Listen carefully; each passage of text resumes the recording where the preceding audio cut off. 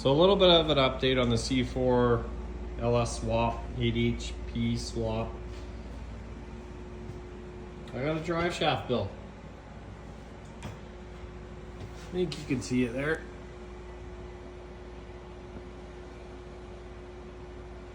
And I'm working on the C-beam adapter.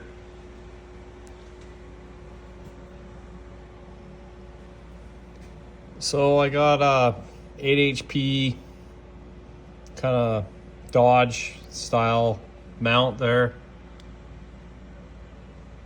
and a drive shaft built. You can see it here.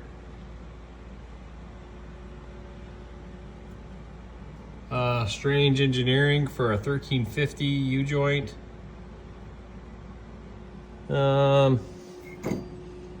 There's the old one. Well, this is the old one. Not too sure what size it was.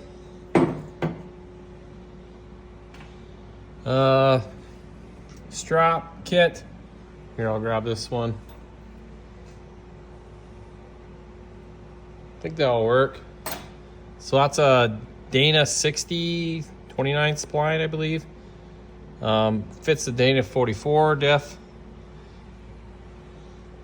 And I got a adapter plate that I had cut. I believe that's a fill. I know nothing on automatics. I don't know. You just fill it and dip your finger in there or fill it till it runs out. I'm pretty sure that's not the case. Gotta be something else to it. There's no dipstick on this transmission. Something like that thing. So I gotta figure that out. I had that cut open there too, just so I can fill it, but time I get my adapter in there, it's gonna be tight to get at. The drive shaft, so that's at 180 degrees. Drive shaft center is about 178.7. 178.8 on the front of the transmission, and the diff 178.5, but I'm gonna have some preload on it because the transmission's held by here, so that's gonna obviously like pull down on the diff. So I think I'm good for angle anyway. I'm not too sure. So that's the drive shaft. I did have some concerns kind of right here. It's a little bit smaller, but my local company that built the drive shaft says should be good. We're gonna take their word on it. I'll show you the C-beam adapter here. So here's my C-beam so far. This one I had in the car. This one was a spare one that I had that I bought on a swap meet. You can see I cut it off right about there. These are adapters. This is to a TKX 5-speed. The car was originally a 4+3. This is a TKO 5-speed. So these things kind of fit in like this. You can see the 2 bolts that go through there. Drops in like this. You gotta kind of jam it in there. And that's kind of what supports the C-beam to the different transmissions. As in, I believe the 4+3, it's been so many years, or the ZF 6-speed, which the later C4s had, just kind of bolted right to the transmission. So I'm working on my own version. Had to cut the C-beam down because the transmission comes out further. So instead of kind of going inside of the C-beam, I'm trying to wrap around the outside.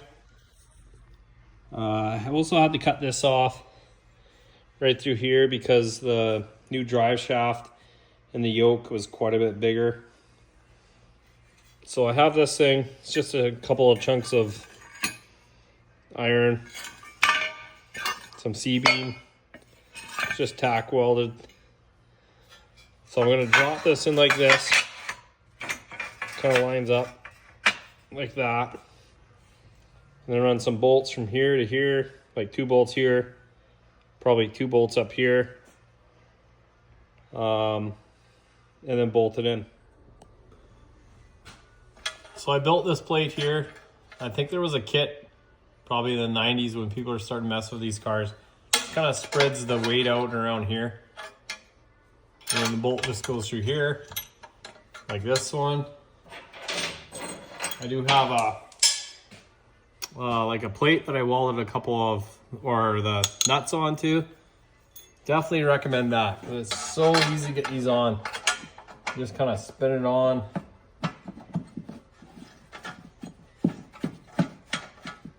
No need to get a wrench up there.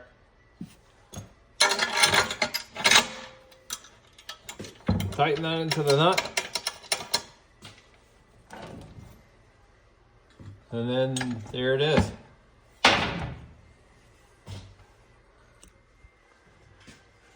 So like I said, the adapter plate, the C-beam, there's my drive shaft removed. And then this thing.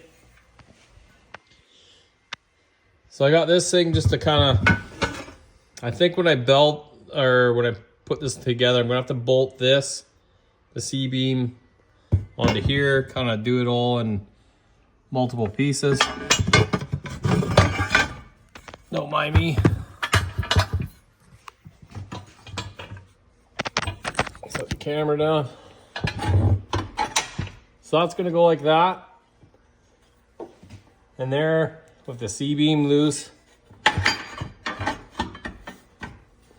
of sits in there like that.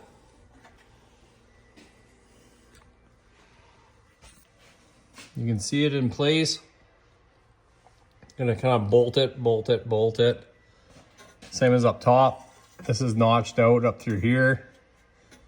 I still have to cut this to suit. You can kind of see this is a little bit adjustable. So I'm gonna go just off of that. And then the angle, these things got like a real wave to it. I'll hammer it in place there.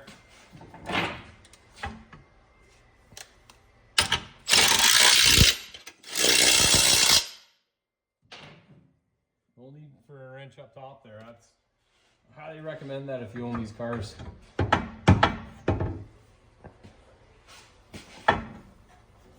Well, a little bit more of an angle.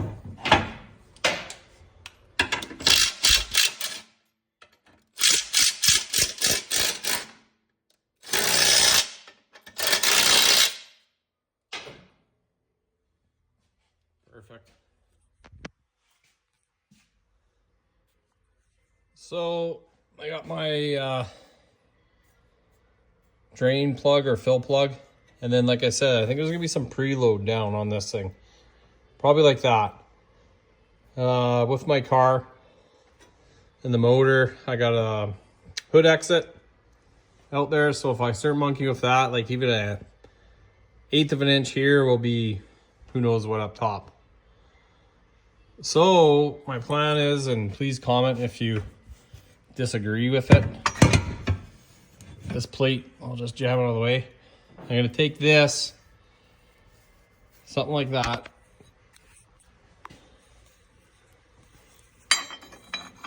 and weld it in here,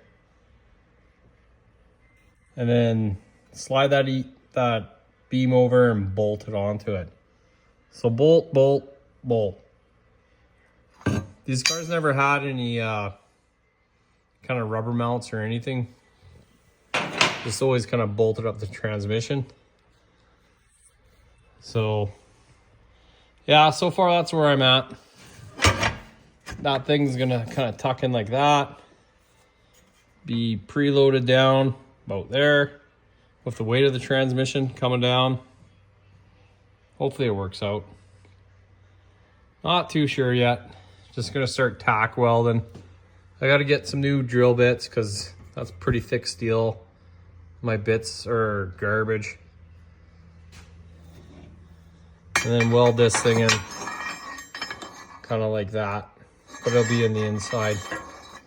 Some good welds on it. Hopefully that works. It's as far as I've gotten on this thing anyway. It's been keeping me fairly busy between things. I'm a busy guy regardless. But yeah, that's the kind of update where I'm at. Slow going, so my apologies.